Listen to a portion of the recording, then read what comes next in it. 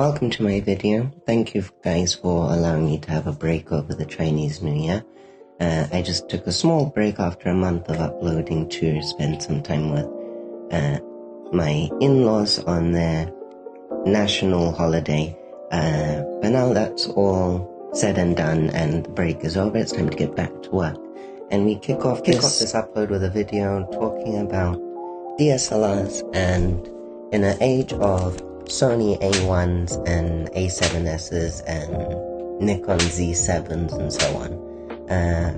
We go back to my camera, the Nikon D800, and is it worth it in 2021? Being released in March 2012, this camera is nearing its 10th anniversary at 9 years old, with an MSRP of £2,600 or $3,000 in 2012.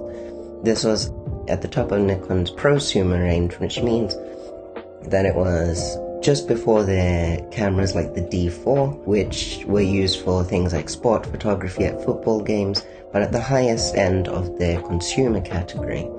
The camera boasted a full-frame 36.3 megapixel sensor, which at the time was the highest megapixel sensor to my knowledge, aside from cameras such as the Hasselblad. For video recording, it still shoots at 1080p 30 frames a second or 720p 60 frames a second. This was before a time of 4K, so this was actually considered broadcast quality for the video recording that it was capable of. At the time, the D800 was considered the Sony A1 of the camera world. It was the no compromise, do all, be everything camera. But times have moved on, and today we're going to see and compare this camera just to the phone in our pockets, which for me is, we're going to compare this camera to the phone in our pockets, which for me is the Samsung Galaxy S20 Ultra. But first we'll start off with some specs on the D800. The camera had a continuous mode of 4 photos per second in full frame, which is using the whole sensor, or 5 photos per second using a 20% crop. However, this additional frame was only attainable in the addition of the vertical grip. With all of this continuous shooting, the camera's buffer, which is how many images could be held inside the camera while it was saving to the memory card, was about 17 RAW photos or 56 JPEG photos. In a comparison with today's technology, i.e. my phone, if we look at Moore's law, it states that the density in transistors on a circuit board doubles about every 2 years. With 9 years apart from the D800's release to now, we can see that this statement comes to fruition just in our pockets alone. Earlier I mentioned that the D800 boasted a 36.3 megapixel sensor. However, today's phones have already nearly tripled the megapixel count.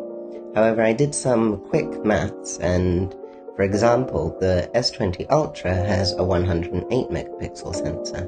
It would be easy to say that the superior sensor goes to the S20 Ultra based purely on pixel count.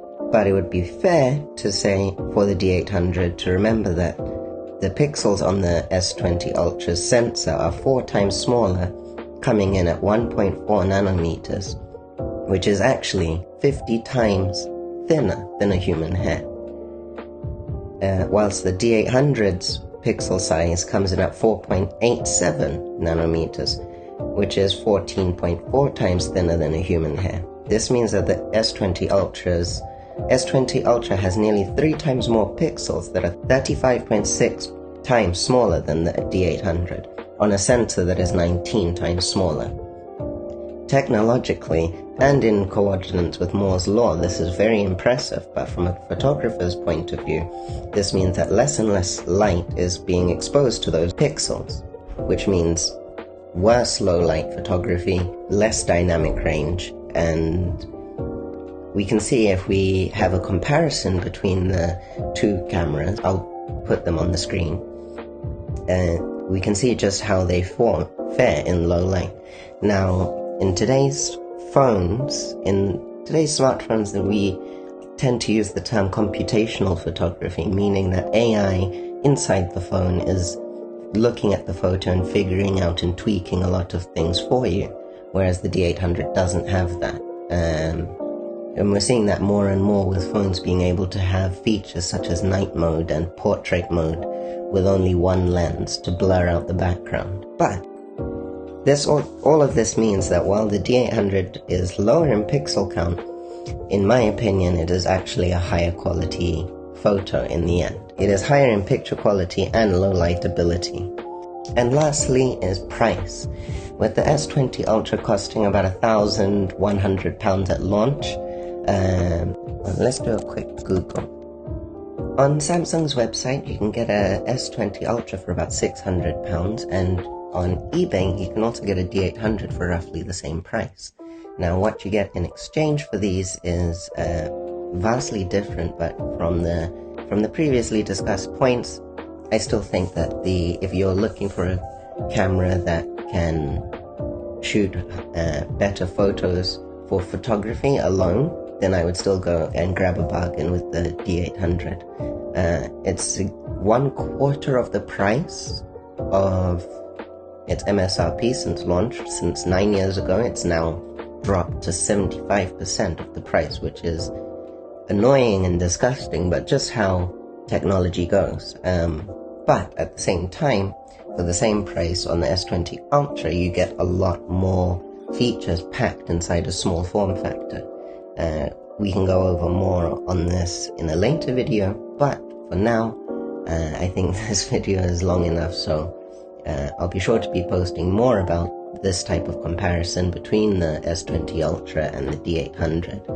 But it's just a comparison to see how times have changed and how technology is progressing. From